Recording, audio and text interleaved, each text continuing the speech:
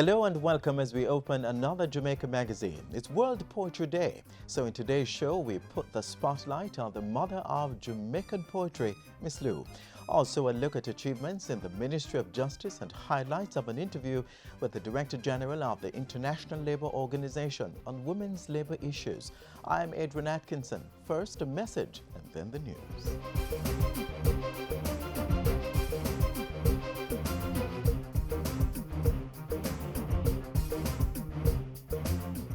Understand, you might not always agree, but you can respect somebody else's view. Respect my lad. Respect my dad. Yeah, man, respect. It doesn't take anything to be respectful. And you can never tell the impact you will have just by saying, good morning, please, thank you. Respect.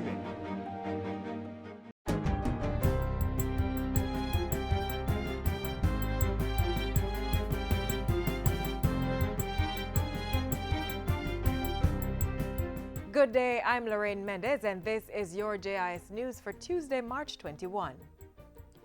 Government has imposed an immediate temporary import ban on corned beef originating from Brazil. The Ministry of Industry, Commerce, Agriculture and Fisheries has also ordered that all corned beef currently on local wholesale and retail shelves be withdrawn. All this resulted from a series of emergency meetings called by the Portfolio Minister Carl Samuda yesterday afternoon. The move follows reports from Brazilian authorities that several major meat processors in that country have been selling rotten beef and poultry. The companies are also alleged to have paid hefty bribes to auditors in exchange for fraudulent sanitary licenses. The companies implicated by the Brazilian authorities supply 99.5% of the corned beef sold in Jamaica. As part of the government's response, the National Food Recall Committee is meeting to determine next steps and will inform when it will be safe to consume the product. In the interim, the Bureau of Standards Jamaica will conduct chemical test profiles to ascertain the contents of corned beef on the market. The Veterinary Services Division of the Ministry will also conduct microbiological and residue tests to determine whether contaminants are present in the products on the local market. And at least one local distributor, Lasco, has publicly indicated its support of the government's intervention. Lasco says it will halt all sales of corned beef and will be conducting its own investigations in tandem with that of the government agencies. The ministry is meanwhile cautioning consumers not to eat corned beef until further notice. The Ministry of National Security says increased security measures implemented in the nation's correctional facilities in recent weeks are producing results. On February 28, the Minister of State, Colonel Charles Jr., announced several sweeping measures to strengthen the internal controls in all correctional institutions and to deter corruption and the conduct of criminal activity within the facilities. Now, the ministry is reporting that through a series of probes which continued over the past weekend, investigators have seized 36 mobile telephones at the Tower Street Adult Correctional Center and an additional 4 mobile phones at the Tamarind Farm facility. Several other digital devices, including SIM cards and an iPad tablet, were also seized during the crackdown. 4 correctional officers have been charged in connection with these finds in an ongoing probe led by the Major Organized Crime and Anti-Corruption Agency, MOCA. A 5th correctional officer was arrested on the weekend, and 3 inmates who were charged for various offenses are being prosecuted while in custody. National Security State Minister Colonel Charles Jr. has lauded the combined work of the DCS, MOCA, the Jamaica Constabulary Force, and the Jamaica Defense Force. In a statement from the ministry yesterday, he said these interventions would continue in order to root out any persons conducting criminal activities in correctional facilities. He adds that the ministry is creating an enabling environment that supports greater levels of professionalism in the DCS and has encouraged anyone with information on illegal activities to come forward. A 30-seater coaster bus was presented to the Jamaica Police Federation on Monday to transport its members to and from work. The vehicle was handed over by National Security Minister Robert Montego. It addresses security concerns for policemen and women who have to take public transportation, especially at late nights and early mornings. We're positive that this will go a far way in addressing some serious transportation concerns for our hard-working policemen and women, especially for the time being in the corporate area until we are able to resolve the other areas. Minister Montego promised to provide another vehicle to transport the Federation's members. He also announced that an order has been placed to purchase a hearse to transport fallen officers in a dignified manner. Every time I go to a funeral for a member of the police force, it's a minibus you're carrying the deceased in. An old minibus. And having served this country, and many times they die in service to this country, as a nation we need to treat our fallen officers with a little bit more respect. Come April 4, the Island Traffic Authority ITA, which issues motor vehicle certificates of fitness, will begin testing its online payment portal. The new system is being implemented jointly with e-Government Jamaica and Tax Administration Jamaica. Director of the ITA, Ludlow Powell, tells JIS News that it will utilize Visa and credit cards to make fitness purchases. What that will allow us to do is for you to make payment using your cell phone. You can pay from your office or any computer anywhere, online payment, and be able to, so you wouldn't have to go to tax admin office or to the depot to purchase. Mr. Powell says once the system is up and running, a kiosk will be installed at the Swallowfield Examination Depot. People who don't have access to a computer or other device can use that kiosk to make payments. In the meantime, he says the authority will continue to roll out its electronic certificate of fitness, which began in January this year, to improve efficiency and secure its revenue. We estimate there's over 100,000 bogus certificate of fitness that are issued every year, and they look like the real thing. So that's a lot of revenue being lost to the black market around the world. This system, once fully implemented across the island, will eliminate that. It will also cut down on the issue of cloning and bogus registration. Mr. Powell was speaking at a recent JIS think tank. So far, the Island Traffic Authority has issued over 12,000 printed electronic certificates from its Swallowfield, Harbourview and Spanish Town Road offices where the system is in place. And finally, the police are reporting that there has been a 33% decrease in road fatalities since the start of the year. The Traffic and Highway Division of the Jamaica Constabulary Force says that up to March 19, there were 62 road fatalities, 30 less than the 92 recorded for the corresponding period last year. Very encouraging. I will not sit here and take all the credit as the police or as the regulatory arm. I believe that a number of our motors across the island and our pedestrian too is digesting the whole aspect of using our roadways better. We want to see this continue to improve, though we know that our enforcement is crucial in this dynamic. Senior Superintendent Allen was addressing a recent JIS think tank. He says the JCF wants to see the trend continue downwards and will be continuing joint road policing operations with other key partners such as the Island Traffic Authority. And that's it for JIS News today. I'm Lorraine Mendez. Thanks for watching.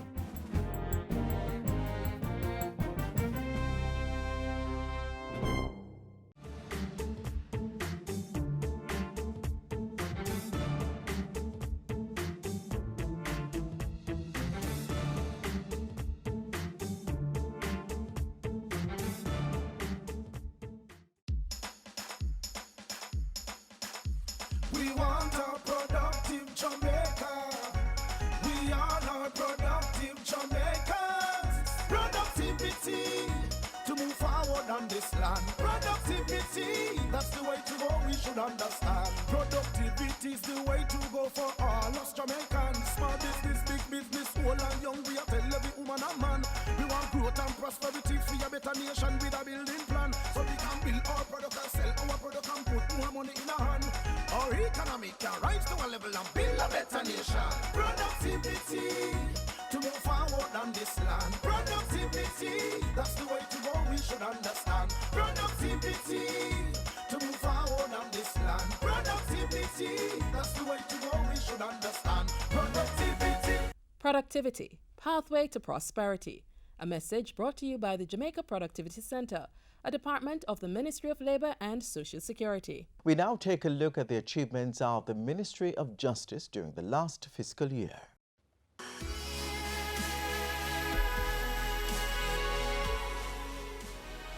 Minister of Justice, the Honourable Delroy Chuck, speaks about achievements under his ministry.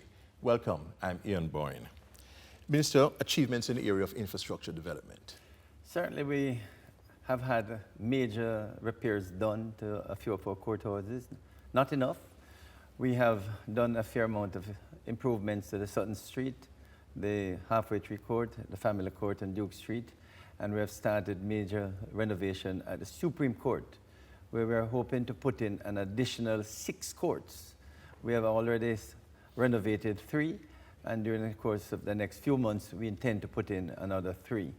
We're also looking, and plans are afoot, to fix up all of the courthouses, at least 78 of them, for them to be able to accommodate the audio-visual technology, which has been provided by the European Union.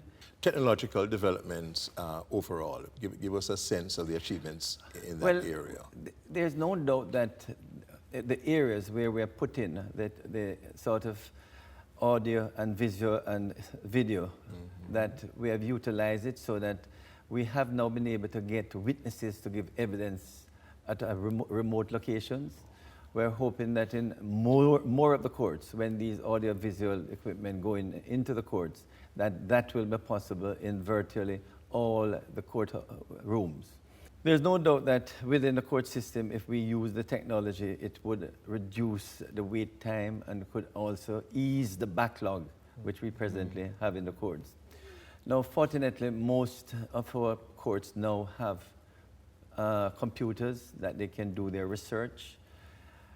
Our judges have not yet tuned up to using the computers to write their judgments. Many of them still write it by a long hand and then have to be typed out again. You're pressing them on that? I'm pressing them because we're going to have the technology whereby evidence will be provided, and with the audiovisual equipment, they should be able to read whatever is being said in court. And at the end of the day, instead of this note-taking, they can just print what was said in the course of the day, and read and digest and be able to summarize what has taken place during the day. Yeah.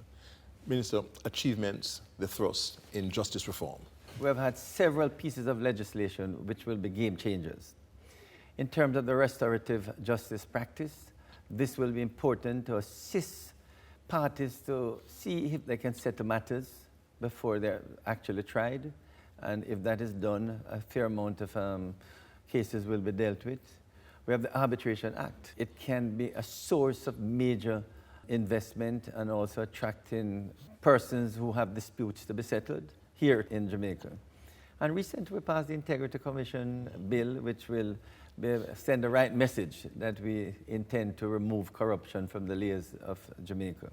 In terms of the sensitization, believe me, I've been around every parish to sensitize justice of the peace, community leaders, and the need to be trained in restorative justice practice and mediation, because if they can become mediators, if they can become restorative justice practitioners, we can reduce the disputes and the conflicts, which oftentimes lead to violence, which oftentimes lead to criminal cases, and also disputes in the civil court. I consider that very important because we want more prevention rather than cases coming to court.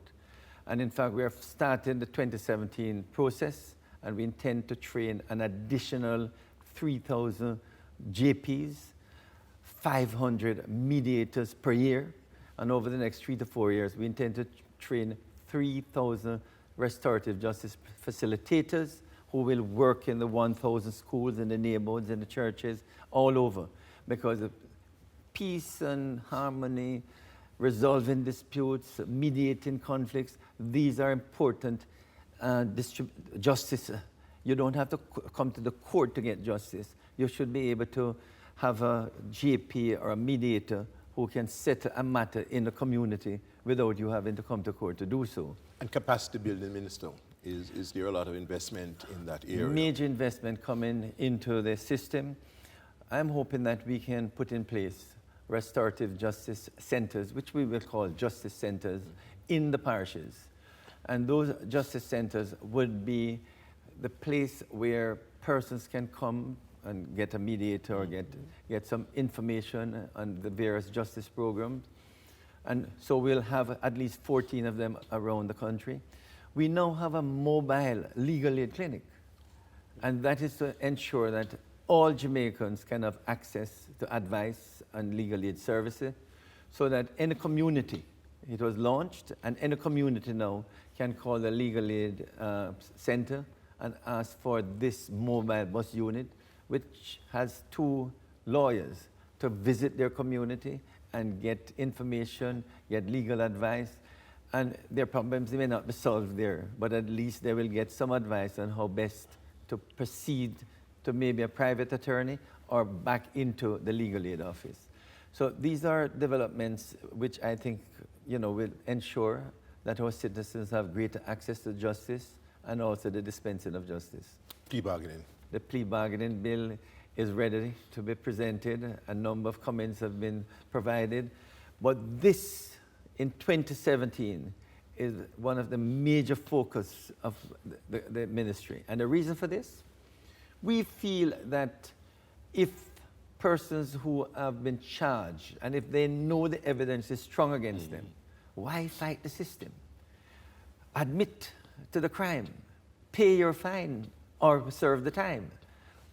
How vigilant, how diligent is this administration about this vexing matter of child sexual abuse, finally?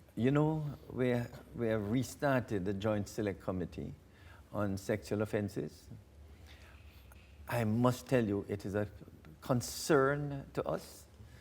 We are trying to see whether the legislation can be improved so that it sends the right signal to perpetrators.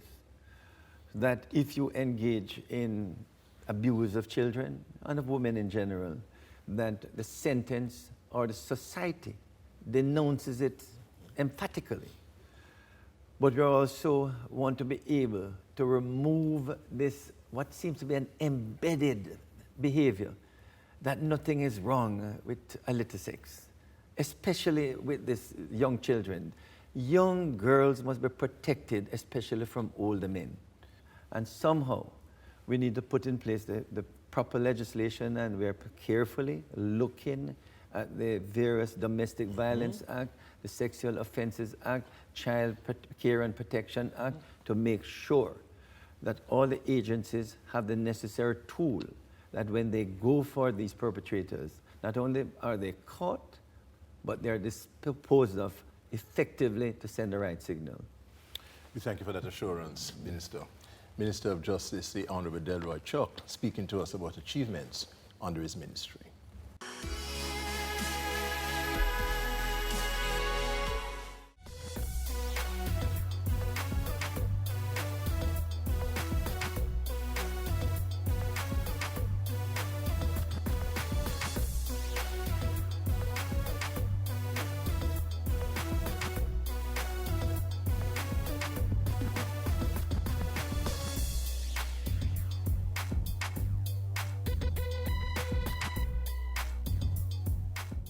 Did you know that in September last year, Jamaica ratified the Convention for Decent Work for Domestic Workers?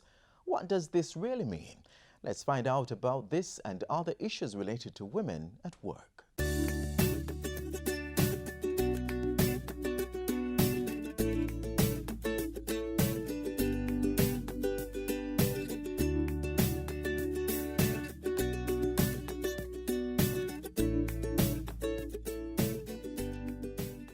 Jamaica recently ratified the International Labour Organization's Domestic Workers Convention, signaling the government's commitment to empowering women economically. What really does this mean for the over 100,000 domestic workers on the island? To find out, JIS caught up with Guy Ryder, Director General of the International Labour Organization ILO, during a recent visit to the island. Firstly, I think it's extremely important and positive that Jamaica has ratified this very important convention, because for the first time this convention puts domestic household workers on the map. Too often we have the impression that these aren't workers like everybody else, and this convention basically provides them with the most fundamental rights at work: the right to have a contract, the right to have general labour law apply to them, the right to have working time arrangements like every other worker. So in a sense, it's bring them out of the shadows into the full light of day and coverage of legislation. So the tangible effects are that these working people will now have the benefits of the protection of labour law like everybody else. Now, obviously, we have to work together to make sure the convention is fully applied, but I think this will bring immediate benefits to some of the workers in our labour markets who are probably most vulnerable and least paid attention to. We all know the domestic workers group is made up of primarily women. What is the ILO doing to ensure that this and other groups of female workers are empowered economically and that the decent work agenda is implemented? I think that the situation of women at work is in general a priority for the ILO. You know, after so many years, decades of trying to promote equality at work, the fact of the matter is that the gender pay gap between men and women around the world is still 23%. It's remarkable and it has to be closed down. So we're working in practically all areas of our work. We put in the gender dimension. Now, in Jamaica, I think one thing we need is better data. It's very difficult to obtain gender disaggregated data about the situation of women at work. But then we have to focus in on areas that we know women are particularly overrepresented in. We've already talked about domestic work. I could mention informality. A large part of the Jamaican economy is informal, and we know that women are concentrated in that area. We're working with the government at the moment on a pilot basis to formalise the informal, and in so doing, I think it's one area where we can certainly help women to move up the labour market and basically have the same type of equal treatment that others would expect. Want to know more about this and other labour matters that affect both men and women? Contact the Ministry of Labour and Social Security. Call 922-9500-14 or visit their website mlss.gov.jm.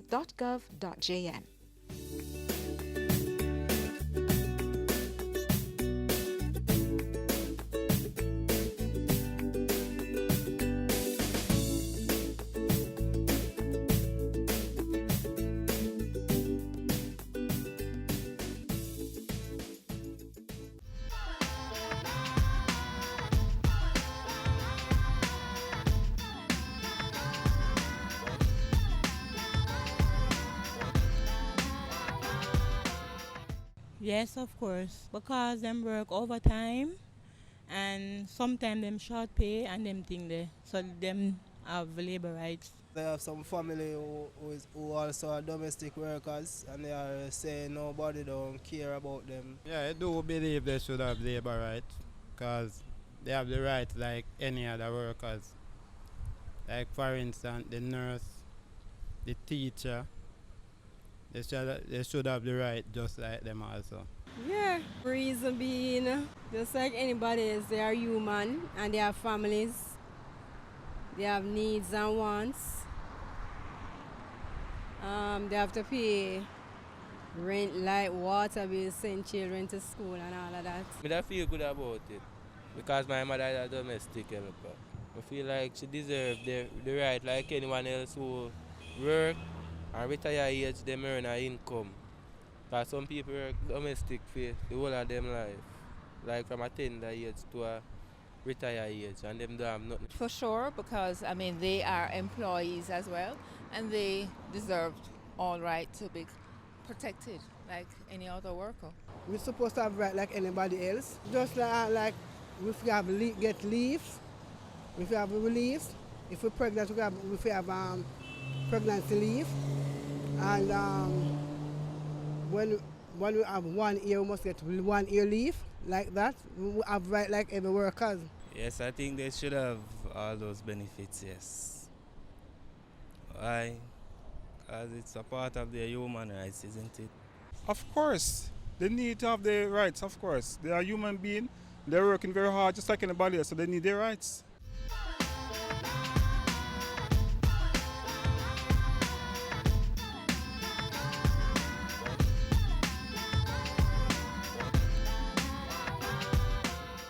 In observance of World Poetry Day, we remember Jamaica's mother of poetry, Miss Lou.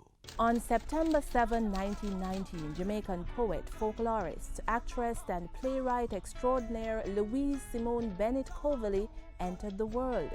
She spent her life being an ambassador for Jamaican culture through different spheres, including being a part of the Jamaican pantomime and hosting a cultural program for children. There's a concert here for all of we. There's a concert. Get you ready, there's a concert. Today, come along. What every white man are doing at this hour of the night, and then I must stop him, missus. Me da pray for morning light. Coronation market for through this year, jumpy tongue. Must have right to study up in man box, pour me slice, I don't. Miss Lou spent her later years in Canada, but was guest at Jamaica's emancipation and independence celebrations in 2003. An enthusiastic nation showed their appreciation through their recreations of her work. What a peace and liberty! Girl, you know who you're talking to. Take a good look. It's me. Just push me head in there and did it playfully. And who said them not like it? You tell them that it's me. Tell them and watch them tremble. Quick with humility. Call them and watch them bow and scrape. When them see that it's me. This long time young, we never see you. Come make me walk on town. Election crossing over street and pick up the dust. Make me walk on top, yeah. Make me walk on top. Me head a spin, me basket drop. Jim, draw the string and ring the bell and make the madman top. With all the draw, you draw the string, the champ that gal up still. He must have known me heart no good. It's me mouth for kill. Jim, feel me heart. Look if the kerchief still did it on me head. Stretch me out and tie me jaw. Hello, tell him something dead. Go on, girl. You feel what they get rego. And we going to do? You and your boo your girlfriend. Then take me friend of you. Boy, you feel my inquiry. Ghost Turkey by Louise Bennett. Girl, run go wash the jester pots. Catch up the fire frame. Tell Luffy send some seasoning. Miss Mary Turkey dead. The turkey wake up hearty. I was strolling about the place. When him and Kate are starving just back up face to face. Every time I'm away from Liza, water come to me eyes. Spread out yourself, Eliza. One dress woman I look like say, she see the list space side away and want poke herself in there. Spread out, girl, should have come. No space in here at all. We make you fool. So, Liza, spread out yourself now, girl. Miss Lou died on July 26, 2006 in her adopted homeland, Canada. Her body and that of her husband's were returned to Jamaica after her death. She was accorded an official funeral, then later interred beside her husband at the National Heroes Park in Kingston. Jamaica salutes cultural icon Louise Bennett Coverley. What good, Miss Lou? We start for hello. Pumpkin pear, ripe plantain going poo. We got breadfruit. Here the gal back of me. Me too.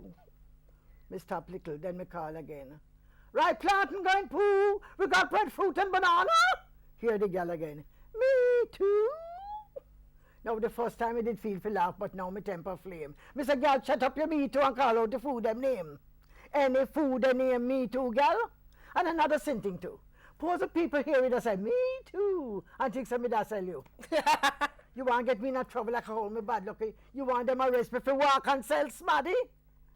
Mrs. She start from a crying. I said, gal, stop shed the tear. If I didn't know I saw you soft, I'd sell it for ripe pear. Walk good on your way and good Joshie. Walk with you.